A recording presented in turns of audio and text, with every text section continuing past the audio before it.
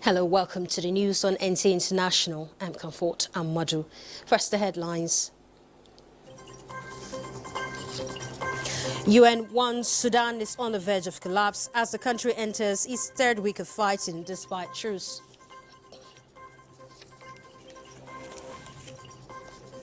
First batch of Nigerian evacuees from Sudan crosses border, now on Egypt's soil.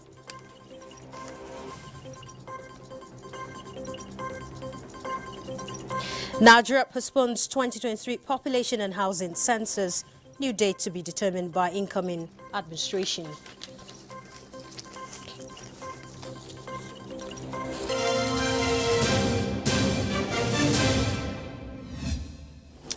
Sudan fighting enters third week despite new truce as UN says the country is collapsing. Obiageli Ugoke brings us the details.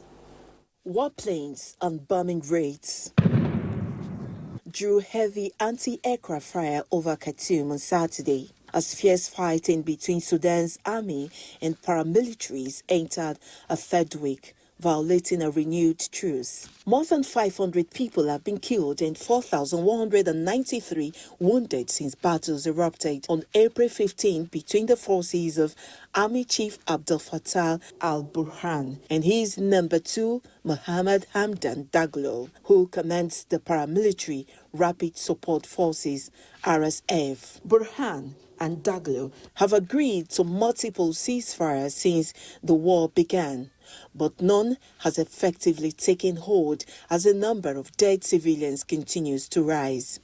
Thousands flee the country, and those without the means to escape face an increasing struggle to survive.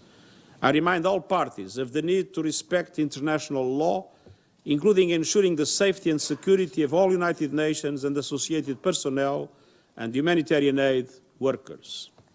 The latest 3-day ceasefire is due to expire at midnight Sunday. It was agreed Thursday after mediation led by the United States, Saudi Arabia, the African Union, and the United Nations. Guterres threw his support behind African-led mediation efforts. The UN also said about 75,000 have been displaced by the fighting in Khartoum. In the state of Blue Nile, North Kordofan, as well as the western region of Darfur. Tens of thousands of Sudanese have fled into neighboring countries including Egypt, Ethiopia, Chad, and South Sudan, while foreign countries have carried out mass evacuations of their nationals. On Saturday, a ferry with around 1,900 evacuees arrived at King Faisal Naval Base in Jeddah after crossing the Red Sea from Port Sudan. In the latest evacuation to the kingdom, Britain said it would end its evacuation flights on Saturday after airlifting more than 1,500 people this week. Obiageli Ugoke, NTA News. Also, Obiageli Ugoke reports that thousands of refugees fleeing violence in Sudan arrive in Chad, and World Food Programme and other agencies are concerned about their capacity to provide support to the new wave of refugees. In Khartoum are desperate to relocate since conflict broke out, seeking safety in neighboring countries. Tens of thousands of people fleeing violence in Sudan are spilling into Chad, with aid agencies warning that larger flows of refugees are expected to arrive. The humanitarian situation in Sudan was already precarious and is now catastrophic. I condemn the deaths and injuries to civilians and humanitarian workers and the targeting and looting of premises. Since the fierce fighting broke out in Sudan on April 15, an estimated 20,000 people have entered Chad, and at least 100,000 are set to arrive. The World Food Programme WFP director in Chad says the organization is distributing supplies to 20,000 refugees seeking sanctuary in the neighboring African nation, but services are already overstretched to support those who are in Chad. Extremely important. We have already, prior to that crisis, 400,000 Sudanese refugees on that border that we were supporting. It's extremely urgent because in 6 to 8 weeks, we will never be able to reach those places because of the rains.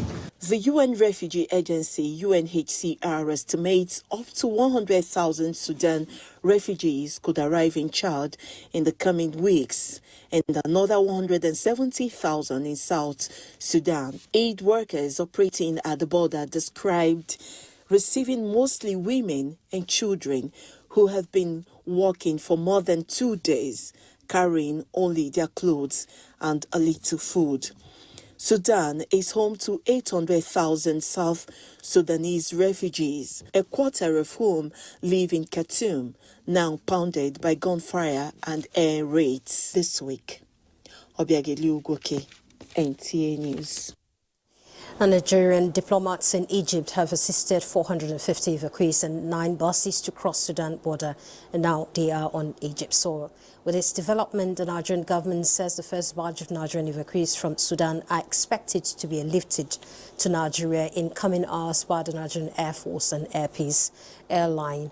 A joint statement by the Ministry of Foreign Affairs and that of Humanitarian Disaster Management and Social Development says the first batch of 13 buses conveying 637 evacuees had arrived at the identified safe bodies at Aswan, Egypt, and are undergoing necessary documentation and clearance before admission into the Egyptian territory for their eventual evacuation to Nigeria. And the statement adds that the movement is the second batch of 29 buses that will commence on Saturday, the 29th of April 2023. The evacuees are therefore advised to be at the designated locations with only one piece of luggage. The statement says that contrary to insinuations on social media, embassy staff are very much on ground in Khartoum to coordinate the evacuation exercise to the very end, and students and other Nigerians awaiting evacuation from Khartoum, Sudan are therefore advised to cooperate with them in order to ensure orderliness and proper documentation while embarking on the buses. This will go a long way in speeding up the process and avoiding unnecessary delays with documentation and clearance upon arrival. The federal government empathizes with affected Nigerians. Maintaining order amidst the desperate situation remains crucial to getting all interested Nigerians out of the war zone in record time before the expiration of the ceasefire, which has been extended by 72 hours. And statement says, contrary to, all right, guess we'll move to the next story where the second batch of evacuees are moving out by a Chinese naval vessel from conflict-stricken Sudan have arrived at Jeddah port in Saudi Arabia. Adebola Brooks Sunday reports. Thousands of Sudanese and foreign civilians have been evacuated from Sudan using the ceasefire window agreed between the country's warring military factions. Among the evacuees were 272 Chinese citizens and over 200 nationals of other countries, including 215 Pakistanis and 6 Brazilians. Diplomats from the Chinese embassy and general consulates in Saudi Arabia, media and Chinese-funded institutions unfolded a huge 5-star red flag on the jetty at Jeddah to welcome their compatriots and foreign friends going down the gangway of Weishanu replenishment oiler of the Chinese Navy. We feel very relieved seeing the fleet of the motherland coming and picking us up. It is very heartwarming and exciting. I can't wait to have nice food of the motherland as soon as possible. It was so wonderful. Thank you so much for the Johnny government to arrange this journey for us from taking us from Sudan to here, like a brother, a China in Pakistan. An official statement has it that on Thursday, 2 Chinese naval vessels successfully evacuated a first batch of 678 people from Sudan, including 10 foreign nationals who arrived at the Saudi Arabian ports of Jeddah later in the day. Adebola, Brooklyn Sunday, NTA News. A huge fire broke out on Saturday at a fuel depot in Sevastopol, the main port in Moscow, annexed Crimea, with authorities saying it was a result of a drone attack. Sevastopol is a home to Russia's Black Sea Fleet and has been hit by a series of drone attacks since the Kremlin's Ukraine offensive launched last year. The Moscow-installed governor of Sevastopol, Mikhail, said the fire size was around 1,000 square meters and published images of huge clouds of smoke rising into the air. He said authorities had the situation under control and said there was no threat to civilian infrastructure. Pope Francis meets refugees in Urbans, Hungary, urges the country to show charity to all. Obiagelu Goki reports that Pope Francis also met with the Russian Orthodox Church's representative in Hungary, Metropolitan Hilarion. About 600 refugees, mostly from Ukraine, and poor people gathered at St. Elizabeth Church in Budapest to listen to the Pope Francis as he meets with refugees on the second day of his visit to Hungary. Pope Francis thanked Hungarians on Saturday for welcoming Ukrainian refugees and urged them to help anyone in need, as he begged for a culture of charity.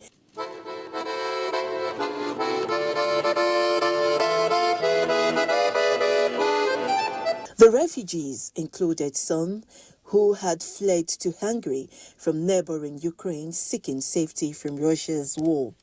Pope Francis as well calls for a recovery of the European spirit and the rejection of adolescents' belligerence amid rising nationalism and war in Ukraine. The Pontiff's 3-day trip started with a meeting with Prime Minister Viktor Orban, whose nationalist views often clash with those of the Pope. Peace would only come by looking at the bigger picture, the Pontiff says. This week, Obiagelu Ugoke, NTA News. And in Kenya, African leaders are currently analyzing and discussing critical issues affecting the social and economic development of the continent. The meeting under the auspices of Mo Ibrahim also recognizes former Nigerian President Mohamed Issoufou as African Leader of the Year 2020. Details with Musa Baba Aliyu. The Mo Ibrahim Foundation brings together leaders across Africa and beyond to discuss critical issues affecting the development of the continent. The event is taking place in Nairobi, Kenya, with Professor Yemi Osinbajo representing Nigeria. This year's event is coming at a time when the continent is facing issues such as climate change and insecurity. The latest challenge is the insecurity in Sudan and DR Congo. And that is why the Deputy Secretary General of the United Nations, Amina Mohammed, canvasses the need for African leaders to do more in ensuring peace reigns.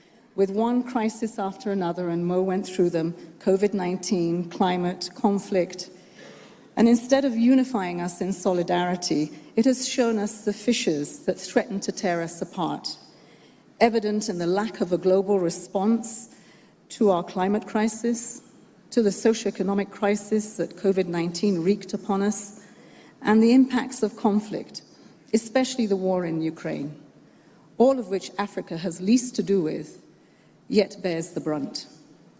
This event, at a time when we take stock of the halfway mark for both the Sustainable Development Goals, the SDGs, and the Paris Climate Agreement, is about an Africa that takes charge and defines in this global storm how it will navigate its path out of it and forge a future that is defined by Africans and, more importantly, homegrown narrative, fully owned and protected by Africans. Other speakers at the forum talked about Africa cooperation, homegrown solution, as well as investment and intra-Africa trade initiative. 60% of the world's solar resources. We have 10,000 terawatts of wind energy in this continent, and we have 340 gigawatts of hydro energy. Nowhere else in the world do you have that kind of potential.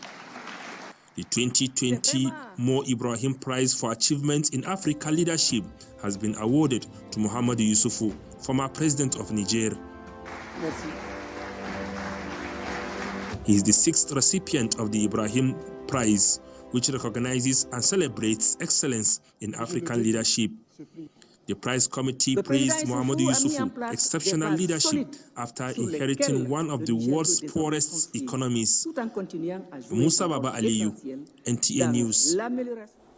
You're watching the news on NTA International. Time now for some commercial break. We'll be back in a moment. They are real. They are the drama queens of Abuja. If you're not real, you will be consumed, okay? Stop calling me my mom joke. We have an intruder in the house. The meter of the disgrace is rising. You're old. Who said I need deliverance? Ah! Deliverance! It wasn't me, but she got me on the Wasn't me. I've had phobia aside for a chat. No. The Real Housewives of Abuja, only on Showmax. To watch this and other Showmax originals, simply add Showmax to your DSTV subscription using the My DSTV app.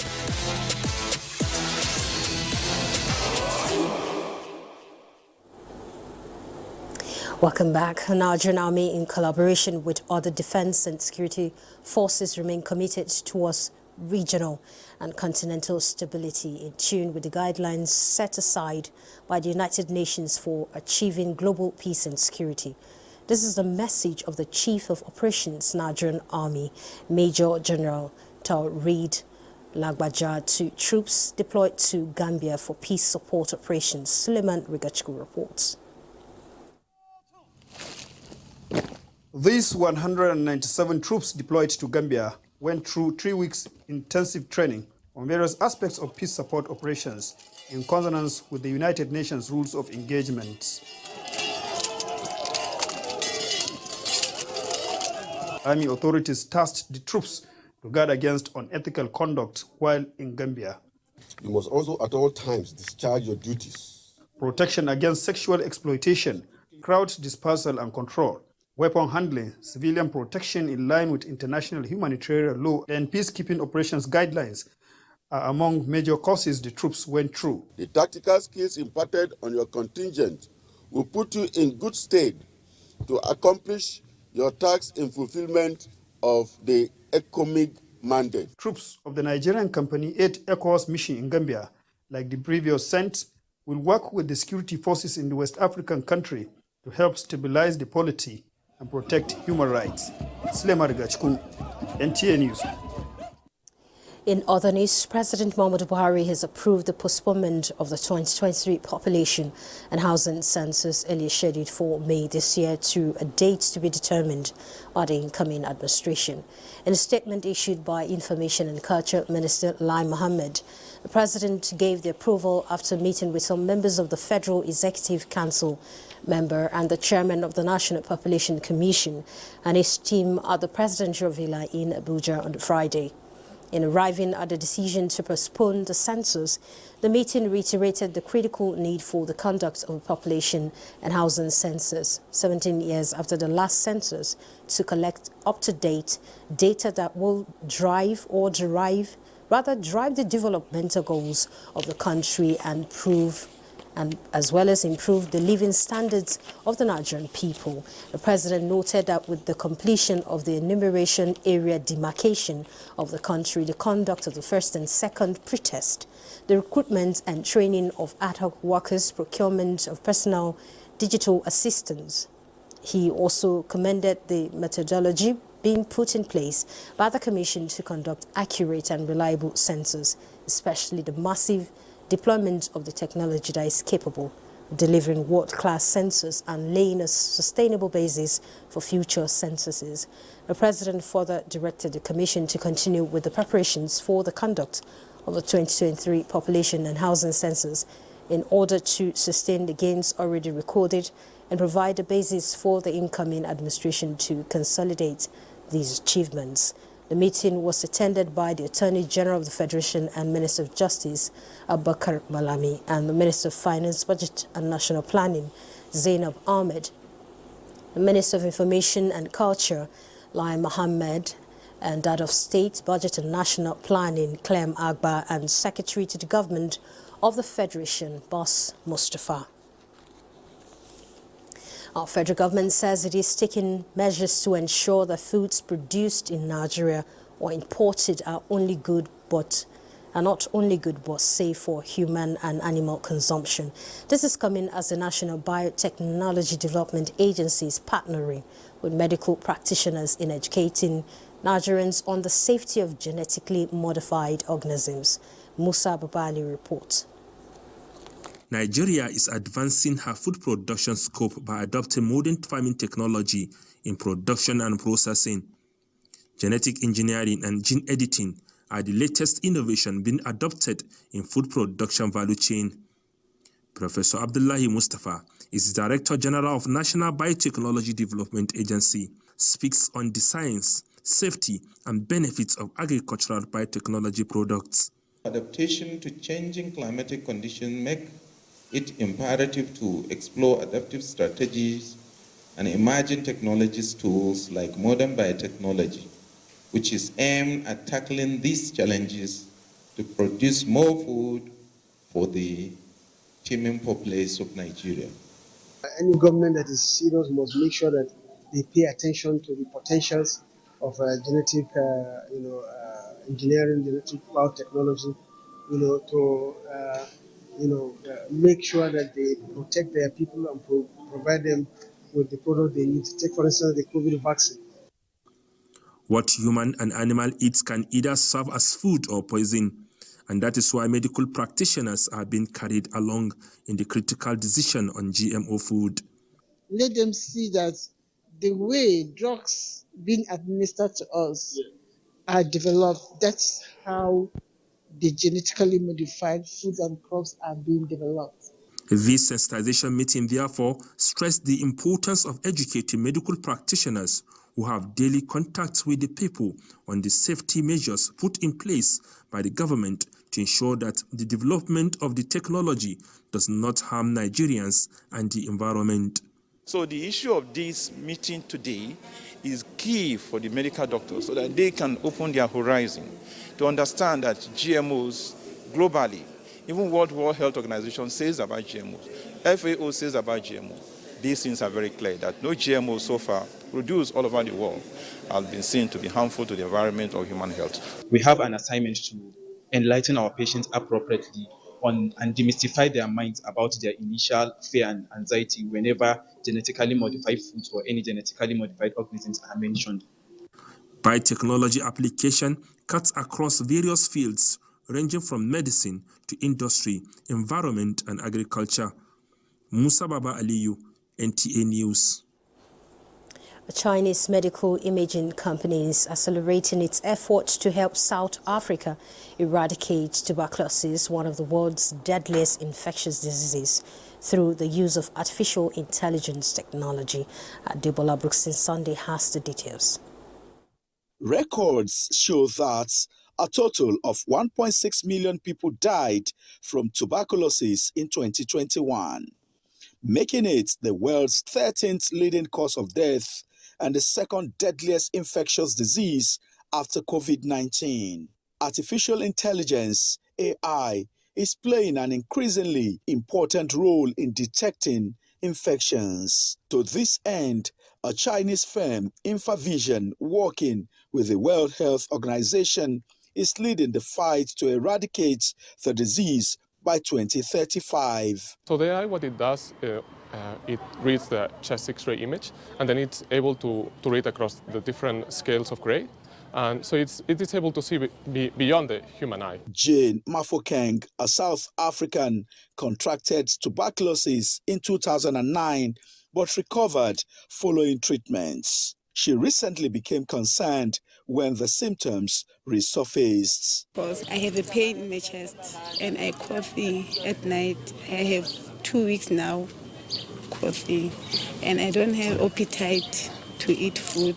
The mobile clinic is part of an unbacked pilot project that is using AI application developed by InfaVision to do mass testing for TB. Within minutes of arriving at the mobile clinic, Mafokeng had a chest X-ray and the results had been processed by the AI application, confirming Mafokeng's suspicion that she was at risk from a renewed TB infection.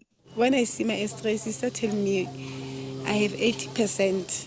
So that 80% is the meaning of maybe my TB is coming back, so I'm going to take treatment. Tuberculosis is becoming harder to treat with growing numbers of drug resistance as patients and many asymptomatic cases are undetected. The situation is quite dire with TB because it is one of the treatable conditions, but we find that with late diagnosis, it might actually be too late for the patient to be able to get effective treatment. For the patient to be sent for the lab test, they have to be symptomatic. If you do the screening that way, you're likely to miss a lot of cases. If we're going to get rid of TB, like WHO wants to in 2035, then we need to find the missing millions all across the globe. South Africa has one of the highest TB burdens globally, especially in poor and overcrowded communities where it is closely linked to large HIV infection rates. Adebola, Brooklyn Sunday, NTA News. Back home in Nigeria, the Court Martial Federal Road Safety Court Dauda Alibiu has cautioned the motoring public against conveyance of explosive materials like gas cylinders in passenger vehicles due to the dangers they pose to human lives on the road. He stated this while warning drivers against excessive speed following the crash that occurred on Friday evening. The unfortunate crash, which was evidently fatal, occurred at exactly opposite Mat Oil Ode on Motion State on Friday 28th of April 2023 at 800 hours. The crash involved a white commercial Mazda bus with registration number APP834XT and a white Lexus Jeep bearing the following registration number LSR R334HW. 16 people were killed, comprising 11 adults and 5 children, born beyond recognition, except for one person who was identified and taken away by the family. 4 persons sustained burns in injuries, and a report from the registration conducted into the crash revealed that it was occasioned by a speed violation which led to loss of control. The impact of the crash triggered the gas cylinder that was conveyed in the bus into explosion, leading to the unfortunate inferno that consumed the 16 lives. The burned bodies have been evacuated and deposited at the morgue of Ladoke Akintola University of Technology Teaching Hospital in Osogbo, Osun State by the FRC rescue team in collaboration with officers and men of the Nigerian Police Force, Odiomu Division. And with that, we conclude the news. Many thanks for watching. I'm Comfort. I'm Modu.